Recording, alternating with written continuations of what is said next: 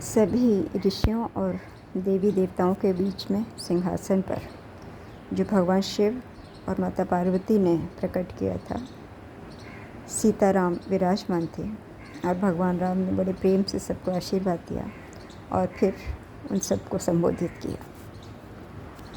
मैंने आप सभी को आमंत्रित किया हमारे साथ जुड़ने के लिए, उस अद्वितीय प्रेम का साक्षी बनने के लिए जिसे इस संपूर्ण सृष्टि के लिए सीता ने अभिव्यक्त किया है। वो प्रेम जो ब्रह्मांड में सुषुप्त अवस्था में था और जागृत होने की प्रतीक्षा में था। यही वह अद्भुत प्रेम है जो उनकी माँ देवी वसुंधरा को कायम रखने और कठिन समय में बल प्रदान करने का महान कार्य करेगा। उनका यह अलौकिक प्रेम मानवता को सही दिशा की ओर प्रेरित करेगा। सीता के प्रेम और मेरे प्रेम में कोई भेद नहीं है। माता सीता की नज़रें प्रभु राम पर ही टिकी थीं जब वे ये सब कह रहे थे। श्री राम ने आगंतुकों की ओर देखा, फिर कोमलता से कहा, वह प्रेम जिसे आपने प्रदर्शित किया समस्त प्राणी मात्र के लिए और निस्वार्थ भाव जो आपने इस जगत के लिए उदाहरण के रूप में रखा है, उसके लिए हम सभी आपके कृतज्ञ हैं। उन्होंने उपस्थित ऋषियों से कहा, आप सभी ने जिन्होंने इस दुनिया की सेवा करने के लिए अपने जीवन का बलिदान कर दिया और सत्यलोक त्याग कर इस धरा पर निश्चल भाव से मानव मात्र के उत्थान के लिए कार्य किया, हम आपके सदैव ऋणी रहेंगे। सभी उपस्थित देवी देवताओं को उन्होंने संबोधित करते हुए आगे कहा, आप सभी जो इस विश्व को संतुलित करने का कार्य कर रहे हैं, जिसके बिना यह प्राकृतिक व्यवस्था और दैवीय नियम सुचारू रूप से कदापि नहीं चल सकते, हम आपके सदा सदा आभारी रहेंगे। फिर महादेव और पार्वती माँ, सरस्वती माँ और ब्रह्मदेव जो कि शांति से आकर वहीं सबके साथ विराजमान हो चुके थे, उन चारों की तरफ मुड़कर उन्होंने अति स्नेह व आदर भाव से अपना प्रेम व्यक्त करते हुए कहा, आप हैं तो ये सृष्टि है, आपके बिना इस जगत की कल्पना भी नहीं की जा सकती। आपसे ही यहाँ जीवन संभव है। जो भी कुछ यहाँ है वो आपसे है और आप ही कालचक्र की गति संचालित कर रहे हैं। एक जीवन को दूसरे जीवन में बदल सकते हैं, दृश्य और अदृश्य ब्रह्मांडों की प्रगति के लिए। भगवान श्री राम से एक महान प्रकाश व ऊर्जा की तरंगें प्रस्फुटित हो रही थीं। माता की ओर घूमकर वे शांत हो गए। कुछ पल बाद वे बोले, जो मेरा मार्गदर्शक विलक्षण सितारा है, जो अनेकों ब्रह्मांडों का पालन पोषण करने वाला है, जिसके बिना मैं नहीं हूँ, उसका वर्णन करने के लिए मेरे पास शब्द नहीं है। माता अपलक भगवान राम को गहरे प्रेम, आनंद एवं शांति से निहार रही थीं। इतना कहकर प्रभु राम मौन हो गए। माता ने कहा, आप जिस प्रेम का वर्णन करते हैं, वह प्रेम जो सृष्टि को बनाए रखता है, वो एक प्रेम है जिसे केवल आप ही जगा सकते हैं। मैं इसे व्यक्त करने और ब्रह्मांड में फैलाने में एक निमित्त मात्र हूँ। आप ही हैं जिसने इसे मेरे अंदर जागृत किया है। भगवान राम ने अपनी बात आगे जारी रखते हुए कहा, जब सीता वापस देवलोक में जाएंगी, अपने साथ मेरा अंश भी ले जाएंगी। हमारे मध्य किसी अलगाव की कोई संभावना नहीं है। तभी चारों ओर से मधुर स्वर गूंजने लगे। लगता था मानो चारों दिशाओं में ये जाप प्रतिध्वनित हो रहा था, श्री राम जय सीताराम। अब तक रात्रि का प्रहर प्रारंभ नहीं हुआ था। तभी मेरे मन में भोजन का विचार आया। किस प्रकार मैं इन सभी अतिथियों के लिए भोजन तैयार करूं? जैसे ही मेरे मन में ये विचार कौंधा, मैंने देखा कई देवदूत हाथों में खाने के पात्र और फलों की टोकरियां लिए प्रकट हो गए। उन्होंने मुझे संकेत कर बुलाया, मानो मुझे पहचानते हों। मैं उनके समीप गई। उन्होंने मुझे राह दिखाने का संकेत किया। मैं जैसे ही फल की टोकरी लिए माता की ओर जाने लगी, उन्होंने अपनी आँखों से संकेत किया कि पहले अतिथियों का ध्यान रखा जाए। मैंने पार्वती माँ और महादेव को भोजन परोसा और फिर ब्रह्मदेव एवं माँ सरस्वती को। इसी प्रकार सभी अतिथियों को भोजन करवाया गया। खाने की समाप्ति पर देवताओं के गढ़ टोकरियां और थालियां लेकर वापस जंगल में लुप्त हो गए। सभी ध्यानमग्न हो गए। किंतु मधुर जाप का गुंजन पूरी रात्रि चलता रहा। मैं माता की कुटिया के द्वार पर बैठी मीठे गीत सुन रही थी। इससे सुंदर व मधुर जाप पहले मैंने कभी नहीं सुना था। अंततः मैं सोने चली गई और चिड़ियों की चहचहाहट के साथ जगी। माता सीता और प्रभु राम के अतिरिक्त सभी जा चुके थे। वे दोनों गेरुओं वस्त्र में थे और उद्यान में विचरण कर रहे थे। प्रभु ध्यानमग्न थे और माता अपनी सिर उनकी गोदी में रखकर विश्राम कर रही थीं। आसपास किसी का कोई संकेत नहीं था। वहाँ रात्रि में जो कुछ हुआ था इसका कोई चिन्ह अवशेष वहाँ नहीं था। मैं अचंभित थी। क्या मैंने कोई सपना देखा था? इतना दिव्य स्वप्न? किंतु थोड़े समय में माता जागी और उन्होंने कहा कि वे बेहद प्रसन्न हैं कि मैं पिछली रात की घटना को देख पाई। पूर्व रात्रि धरती के सभी प्राणी मात्र और माँ वसुंधरा के लिए एक अनुपम वरदान थी। इतने महान सिद्ध पुरुषों व उच्च कोटि की नारी शक्ति का एक साथ एकत्रित होना अति दुर्लभ संयोग था। ये प्रभु राम का अनूठा उपहार था इस दुनिया के लिए, माता ने कहा। ये आपके प्रति उनके प्रेम की अभिव्यक्ति थी माता, मैंने कहा। क्या मुझ में और दुनिया में कोई भेद है? माता ने मुस्कुराते हुए पूछा। मैं इस वाक्य का तात्पर्य न समझ पाई, किंतु मैंने कहा, नहीं माता। माता उस दिन मौन में रहीं। उनकी चेतना अंतर्मुखी थी, अंतर की ओर प्रेरित। वे बच्चों के साथ एकांत में कुछ समय व्यतीत करना चाहती थीं, इसीलिए मैं उन्हें लिवा लाई। 1 घंटा बीत गया, किंतु वे भीतर ही रहे। प्रभु राम ध्यान से निवृत्त हो गए थे। पूछने पर मैंने बता दिया कि माता बच्चों के साथ कुटिया में हैं। वे भी भीतर गए और कुछ समय वहीं रहे। अंततः कुछ समय पश्चात प्रभु श्री राम और माता कुटिया से बाहर आए और बोले कि वे दोनों जंगल में ध्यान करने जा रहे हैं। जाने से पूर्व उन्होंने हनुमान और मेरी तरफ देखा। हम दोनों कुटिया के पास खड़े थे। अचानक उन्होंने मुझे अपनी ओर खींच लिया और कसकर पकड़ लिया। मुझे लगा मैंने एक आह सुनी। जब उन्होंने मुझे रिहा किया और हनुमान के सिर पर अपना हाथ रखा, फिर वे और श्री राम उस रास्ते पर चलने लगे। माता के कंधे पर उनकी बाँह थी। मैंने सोचा फलों की टोकरी व पानी की सुराही लेकर उनका अनुसरण करूं, जैसा कि मैं आमतौर पर किया करती थी। लव और कुश के पास रहो, माता ने मुड़कर मुझे निर्देश दिया। उन्हें तुम्हारी ज़रूरत पड़ेगी सोमा। फिर वे अपने पथ पर आगे बढ़ गए। ये शब्द सुन हनुमान रो पड़े। माता, उस घड़ी मुझे एहसास हुआ कि क्या घटित हो रहा है। दहशत से मेरा मन कांपा और मैं भीतर ही भीतर चिल्ला उठी। आप इस दुनिया को छोड़कर जा रही हैं माता? जैसे ही ये विचार मेरे मन में आया, वे रुकीं और मुड़कर स्नेहपूर्ण नज़रों से देखते हुए बोलीं, मैं ये दुनिया कैसे छोड़ सकती हूँ सोमा, जब मैं ही स्वयं ये संसार हूँ। आप सभी लोगों को ये पता होना चाहिए। श्री राम का हाथ थामे फिर वे दोनों जंगल के रास्ते पर आगे बढ़ गए। हनुमान ने उनके पीछे चलना शुरू कर दिया। माता फिर पीछे मुड़ी और कोमलता से बोली, तुम्हें यहीं रुकना होगा पुत्र। सोमा और बच्चों का ध्यान रखना। उनकी आंखें अश्रु से भीगी थीं। वे फुसफुसाए, माता। माता उनके पास पहुंची, आंसू पोंछे और प्यार से उनकी ओर देखा। जब तक कि हनुमान के चेहरे पर मुस्कान नहीं आई, वो निहारती रहीं। उन्होंने कोमल स्वर में कहा, यह आनंद का पल है, रोने का नहीं। फिर एक बार प्रभु राम के बाँह थामे वे जंगल में अदृश्य हो गए। घंटों बीत गए। बच्चे आश्रम में अपनी कक्षाओं में गए हुए थे। मैंने स्वयं को रसोई घर में व्यस्त रखने की भरसक चेष्टा की, किंतु उनकी कमी मेरी सहन सीमा के बाहर थी। मुझे उनके पास जाना ही होगा। उनके लिए कुछ जलपान पहुंचाने के बहाने ही सही। मैंने पानी का जग भरा, फलों की टोकरी सजाई और वन की ओर चल पड़ी।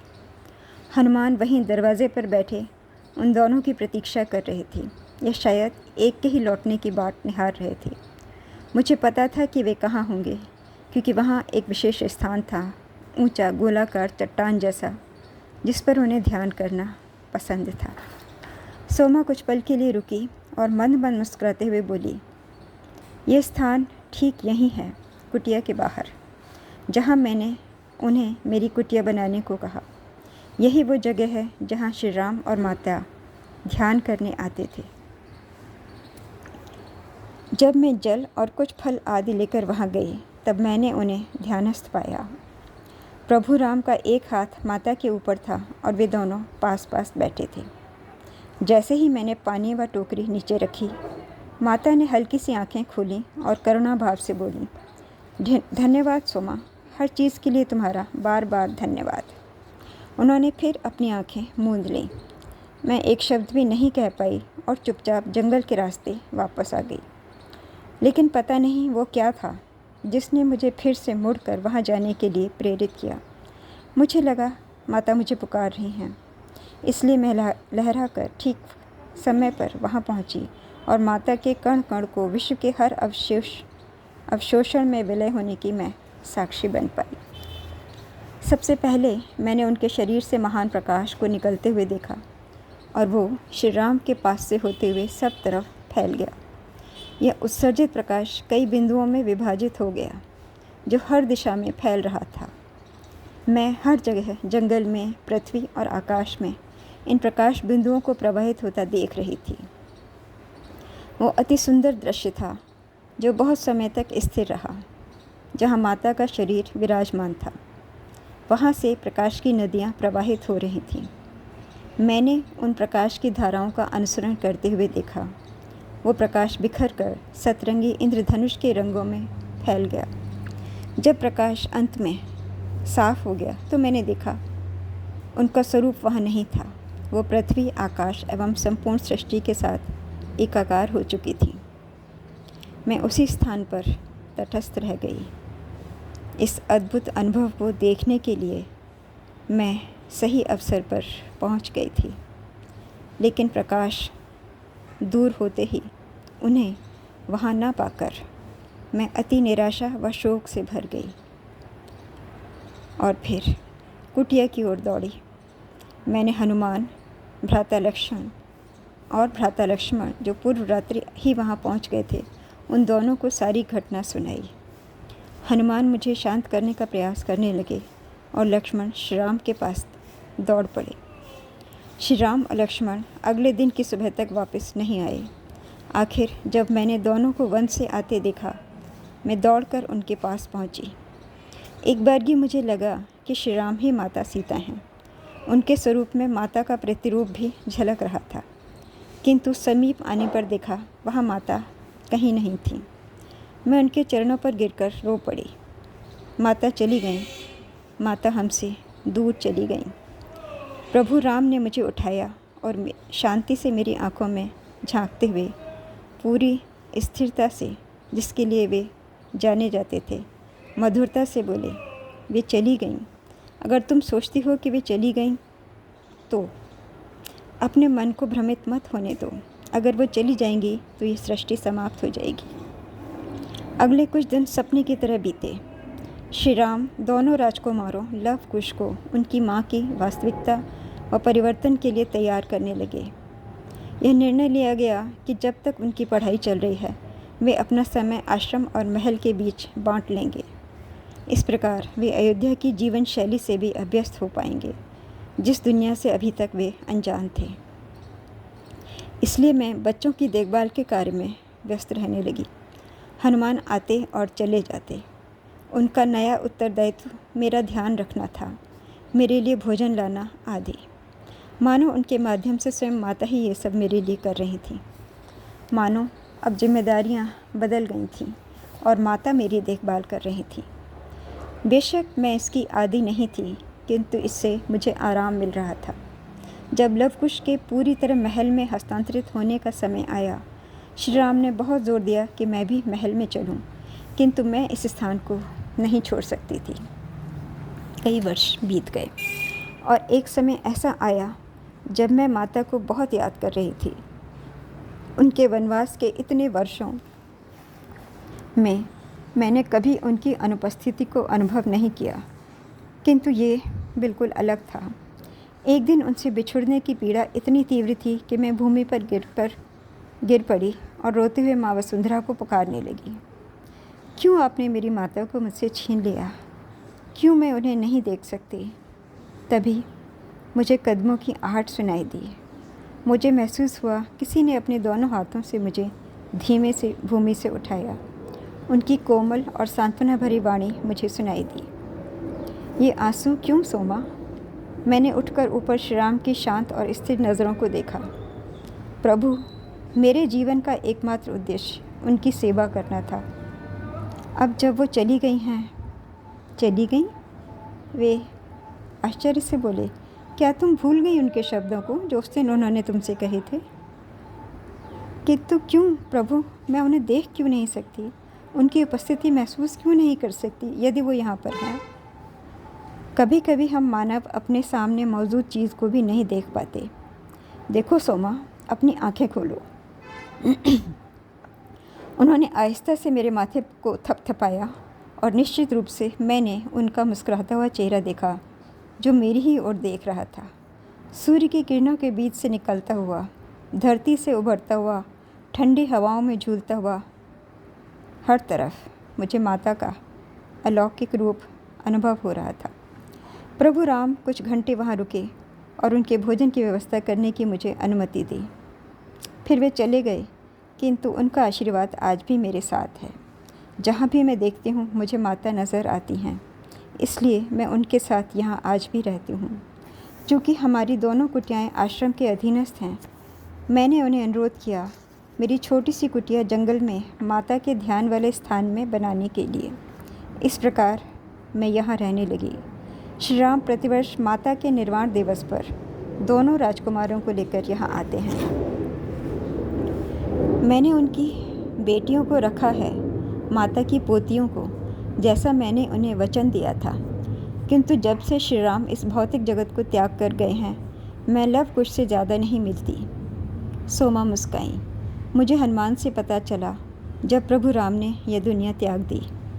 एक दिन प्रातःकाल ब्रह्म मुहूर्त में जब श्री राम जगे, नदी पर ध्यान करने के लिए वे चले गए, एक शांत व एकांत स्थान पर जहाँ कोई बाधा न हो। हनुमान उस समय अयोध्या से दूर थे, किंतु जैसे ही अचानक उन्होंने श्री राम का संदेश महसूस किया, वे तीव्र गति से अयोध्या आ पहुँचे और श्री राम को नदी किनारे ध्यान करता हुआ उन्होंने पाया। भोर हो चुकी थी और अनेकों नगरवासी अपने महाराज को देखने वहाँ एकत्रित हो गए थे, किंतु वे बिना किसी हलचल के स्थिरता से बैठे रहे। अचानक हनुमान ने माता को आता देखा और दूसरा कोई उन्हें नहीं देख सकता था। जैसे ही वे श्री राम के पास पहुंची, हनुमान ने उदासी से पूछा, माता, आप मेरे प्रभु को ले आने के लिए आई हैं? माता ने हामी भरी। फिर मुझे भी ले चलिए माता, मेरा भी यहाँ कोई उद्देश्य नहीं। माता ने ना करते हुए सिर हिलाया। पुत्र हनुमान, तुम यहीं पर रहो जब तक काल का चक्र पूरा नहीं होता। तुम हमारे प्रतिनिधि के रूप में रहकर दुनिया का भरण पोषण करो। हनुमान ने कहा कि वे समझ ही नहीं पाए यह प्रभु राम या सीता किसका स्वर था। ऐसा लगता था मानो कि दोनों के स्वर एक ही थे। माता श्री राम के पास आकर बैठ गईं। एक पल के लिए श्री राम ने अपनी आंखें खोली और हनुमान की ओर देखा। हनुमान, तुम हमारे नेत्र व कर्ण हो, हमारे हाथ व पैर हो। दुनिया का पालन व सेवा करते रहना, हमारे हृदय के प्रेम को निरंतर सब में और सभी जगह पर प्रतिपादित करना, यही इस धरती पर आपके आगमन का उद्देश्य है, जिससे इस समय के चक्र के साथ हमारा प्रेम आने वाली दुनिया को आगे की ओर अग्रसर करे। ये शब्द कहते हुए माता ने नेत्र मूंद लिए। माता ने अपना हाथ उनके हाथ के ऊपर रख दिया और प्रभु राम की देह लाखों प्रकाश की तरंगों में रूपांतरित हो गई, जो नदियों पेड़ों पर व्याप्त हो गई, आसमान पर छा गईं और पृथ्वी पर फैल गईं। ठीक उसी प्रकार जैसे माता ने अपने भौतिक स्वरूप का त्याग किया था, उन्होंने भी वैसे ही इस नश्वर मनुष्य देह को त्याग दिया। जब प्रकाश दूर हो गया, किसी का भौतिक स्वरूप वहाँ नहीं था। इस प्रकार वे अपने दिव्य लोक में वापस चले गए। सोमा की आंखें बंद थीं और वो चुप हो गई थी। उनका वक्तव्य समाप्त हो गया था। लगता था एक लंबे समय तक उस अंधेरे कमरे में पूर्ण मौन था। कब शाम से गहरी रात हो गई पता नहीं चला। अचानक मध्यम रोशनी जल गई। मैंने अपनी आंखें खोली और चारों तरफ देखा तो पाया कुटिया तपस्वियों से भरी हुई थी। कुछ खड़े, कुछ बैठे, कुछ खिड़कियों से झांकते। वे सब सोमा से श्री राम और माता सीता की कहानी एक बार फिर सुनने के लिए एकत्र हो गए थे। अचानक सोमा ने अपनी आंखें खोलीं और आश्चर्य से बोली, तो तुम इतने समय के बाद आज आए हो? मैंने मुड़कर देखा कि वो किससे बात कर रही थी। एक तपस्वी द्वार पर खड़े थे। वो झुककर भीतर आए, जिससे उनका लंबा व्यक्तित्व दरवाजे में समा सका। उनका स्वरूप असामान्य था, जो बाकी सभी से भिन्न था। वहाँ पर्याप्त रोशनी भी नहीं थी जिससे उसकी पर्याप्त झलक देखी जा सकती, किंतु ऐसा लगता था कि वो कोई है जिसके साथ वो भली भांति परिचित थी। मुझे क्षमा करना सोमा, मैं बहुत दूर था। मैंने प्रभु राम और माता सीता का नाम सुना, इसलिए चला आया और मैं तुम्हारे अतिथियों के लिए कुछ फल लेकर आया हूँ। अन्य तपस्वियों ने उनके लिए रास्ता छोड़ दिया, जिससे वे सोमा के समीप जा सकें। इसके बाद एक एक करके सभी ने महान श्रद्धा के साथ उनके चरण स्पर्श किए। उन्होंने फलों की टोकरी सोमा के समक्ष रख दी। उसने उठने का प्रयास किया, किंतु उन्होंने कहा, आप बैठी रहिए, मैं आपको ये देने आया था। सोमा अपने घुटनों के बल बैठकर उनके चरणों में झुक गई और बोली, आपके दर्शन ही मेरे लिए पर्याप्त हैं। वो मुस्काए और जिस तीव्रता से आए थे उसी वेग से बाहर निकल गए और अंधेरे में अदृश्य हो गए। सोमा में अब एक महान आनंद प्रस्फुटित हो रहा था। चाहे वह तपस्वी कोई भी हो, उनका प्रभाव हम स्पष्ट देख रहे थे। सोमा ने सभी को फल बांटे और एक एक करके सभी तपस्वी प्रस्थान कर गए। बस मैं और मेरी माँ वहाँ रह गए। सोमा को हृदय से आभार व्यक्त कर उनकी हृदय विदारक मार्मिक कथाओं के लिए देखभाल व ध्यान रखने के लिए मेरी माँ ने कहा, महारानी सीता और श्री राम की कथा सुनने के बाद अब हम पहले जैसे नहीं रह सकते। मुझे लगता है मानो अब मैं भी उनसे व्यक्तिगत रूप से परिचित हो चुकी हूँ, जैसे वो मेरे भी बहुत प्रिय और आत्मजन हों। मेरी माँ का स्वर रुआंसा हो गया था और आंखें नम। वे बहुत ख़ास, प्रिय व आत्मजन ही हैं और वे हम सब की इस प्रकार देखरेख करते हैं मानो हम उन्हीं की संतान हों, क्योंकि वास्तव में हम उन्हीं के अंश हैं। मैं माता और प्रभु राम को अधिक बेहतर तरीके से जान सकी हूँ उनके इस भौतिक जगत से प्रस्थान के बाद। प्रस्थान शब्द उचित नहीं है, क्योंकि वास्तव में वे कभी हमें छोड़कर गए ही नहीं। हमारी भाषा ही सीमित है। माता ने एक बार मुझे कहा था कि शब्द उस तरह से कभी भी व्यक्त नहीं कर सकते जैसे कि हम विचारों या छवियों के माध्यम से स्वयं को व्यक्त कर सकते हैं। अब हम सिर्फ भाषा में सिकुड़ कर रह गए। वे आज भी इतने सक्रिय हैं जितने पहले थे। जब तक माता भौतिक रूप से मेरे साथ थी, तब मैं उतना ही देख पाती थी, उतना ही जान पाती थी, बस उनको उतना ही समझ पाती थी। अब वे क्या हैं, ये वास्तविकता में मैं देख सकती हूँ। वे दोनों कौन हैं, क्या हैं, ये समझ सकती हूँ और मैं देख सकती हूँ कि इस दुनिया में जो कुछ भी घटित हो रहा है उसमें उन्हीं का हाथ है। अपनी बात समाप्त करते हुए सोमा की आंखों में एक अनोखी चमक झलकने लगी और कभी कभी मैं उनके स्वरूप को वन में चलता हुआ देखती हूँ, उनके स्वरूप की एक झलक, और मैं जानती हूँ वे आकर मुझे याद दिला देती हैं कि वे कहीं नहीं गईं। वे मेरे अंग अंग में मेरे संग हैं। मेरी माँ ने कहा, मैं ये बात याद रखने की पूरी चेष्टा करूँगी। मैं नहीं जानती कैसे हम तुम्हें छोड़कर जा पाएंगे सोमा, किंतु हमें कल प्रातःकाल भोर की पहली किरण के साथ निकल जाना होगा। हमें लंबी यात्रा तय करनी है और अनसुईया के पिता हमारी प्रतीक्षा कर रहे हैं। ये शब्द सुनकर मैं रुक नहीं सकी। माँ, कुछ दिन और ठहर जाओ ना, मैंने विनय की। मुझे दुख है, लेकिन ये संभव नहीं है। लेकिन मैं तैयार नहीं हूँ। मेरी आंखों से आंसू बहने लगे। माँ ने मेरा हाथ पकड़ा और बोली, मैं भी यहाँ से जाने की उतनी ही अनिच्छुक हूँ जितनी तुम हो, किंतु हमें अपने जीवन में वापस लौटना होगा। हम यहाँ बहुत दिन तक ठहर चुके हैं और तुम्हारे पिता अब आगे और ठहरने की हमें अनुमति कदापि नहीं देंगे। मैंने रोना आरंभ कर दिया। सोमा माँ की तरफ घूमी और बोली, आज रात आपकी पुत्री को यहीं मेरे पास रहने दीजिए। मैं आश्वासन देती हूँ कल सुबह जब आप उसे लेने आएंगी वो जाने के लिए आपको तैयार मिलेगी। आश्रम के एक छात्र ने आकर माँ को हमारी कुटिया तक छोड़ने में सहयोग दिया और वे मुझे सोमा की कुटिया में छोड़कर उसके साथ चली गईं। जैसे ही माँ गई, सोमा ने उठकर मेरे लिए गर्म पेय तैयार किया। ये वही पेय है जो मैं माता के लिए रात्रि में सोने से पूर्व बनाया करती थी। ये तुम्हें तरावट देगा प्रिय। सोमा, मैंने विनती करते हुए आग्रह किया, कृपया मेरी माँ को समझाने में मेरी मदद करो कि मैं यहाँ तुम्हारे साथ रह सकूँ। मैं तुम्हारी सेवा करने के अतिरिक्त और कुछ नहीं चाहती। मैं तुम्हारे साथ रहना चाहती हूँ। मैं जाना नहीं चाहती। मैं नहीं रह सकती। मेरी छाती दर्द से फट रही थी। लगता था मेरी प्रार्थना सुन सोमा हिल गई थी। किंतु तुम्हें जाना होगा मेरी बच्ची, सोमा ने कोमलता से कहा। मैं अपनी ज़िंदगी के अंतिम पड़ाव पर हूँ और तुम्हारी ज़िंदगी की शुरुआत है। तुम्हें अतीत को भूल जाना चाहिए और भविष्य की ओर ध्यान देना चाहिए। अपने चेहरे को अपने हाथों से ढककर मैं रोने लगी, लेकिन मैं भविष्य नहीं देख पा रही और मैं भूत को भी नहीं जानती। मैं सिर्फ ये जानती हूँ कि मैं अपने भीतर बहुत शांति महसूस करती हूँ जब मैं तुम्हारे साथ होती हूँ। मेरे हाथ को अपने हाथ में ले उसने मेरी आंखों में झांकते हुए कहा। वो शांति माता का वरदान है, उनकी उपस्थिति का एहसास है।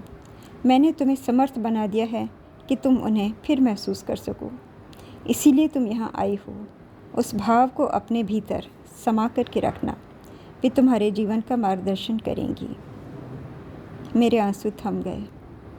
आपका क्या तात्पर्य है? सोमा ने कोई उत्तर नहीं दिया।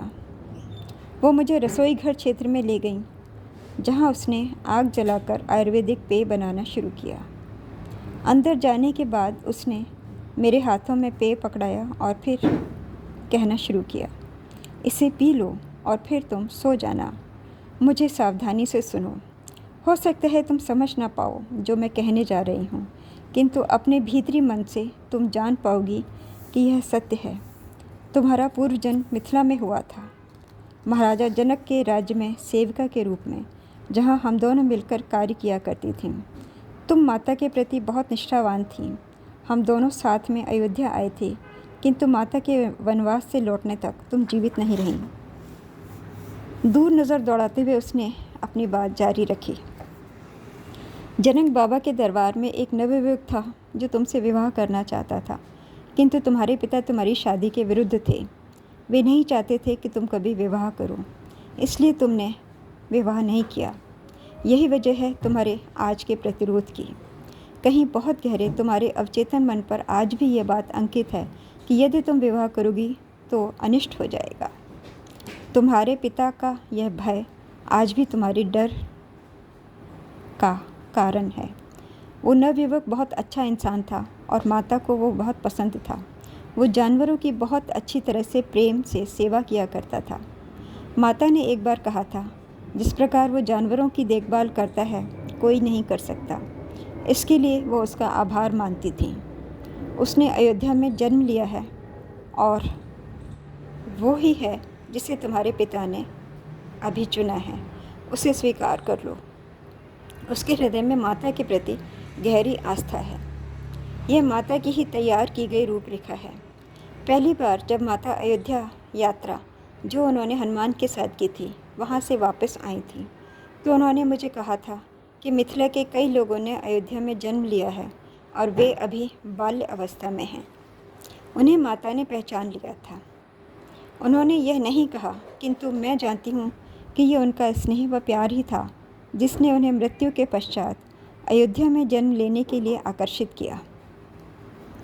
उन्होंने कहा, जो आत्माएं मिथिला से आई हैं वे अपने साथ जनक बाबा के दिए गए नैतिक मूल्यों और संस्कारों को इस राज्य में लेकर आई हैं, जो अब बहुत शक्तिशाली व महान महत्वपूर्ण राष्ट्र के रूप में उभर रहा है।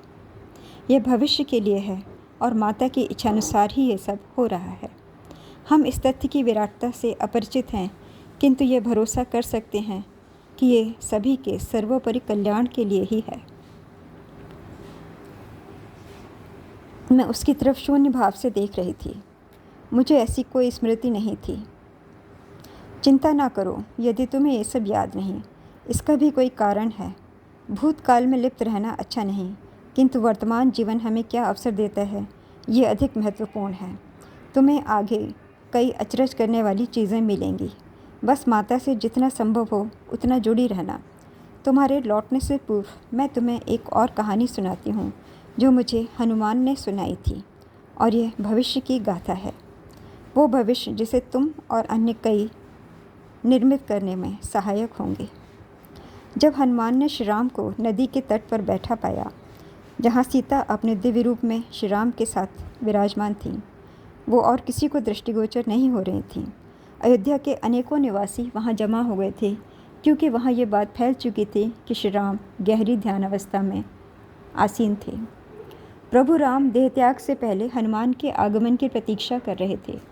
अपने भौतिक स्वरूप को त्यागने से पूर्व प्रभु राम ने हनुमान से कुछ शब्द कहे थे, जो हनुमान को ऐसे प्रतीत हो रहे थे मानो वे श्री राम व माता सीता की मिश्रित वाणी था, जो किसी अदृश्य जगत से आ रही थी। वे थे, वह प्रेम जो इस अलौकिक ब्रह्मांड में व्याप्त है, अब पृथ्वी और इसमें विचरते सभी जीव जंतु मात्र में व्याप्त है। किंतु इस प्रेम को जगाने की क्षमता व शक्ति केवल मनुष्य के पास है। आप बस प्रेम की वास्तविक अभिव्यक्ति हैं हनुमान, और आपको सभी में इस क्षमता को जगाने का प्रयास करना है। उनका अंतिम संदेश जो हमारे लिए दिया गया, वो प्रेम के लिए हमें हमारी ही क्षमता जागृत करने की प्रेरणा देता है। सो मैंने ऐसा कहते हुए अपने नेत्र मूंद लिए।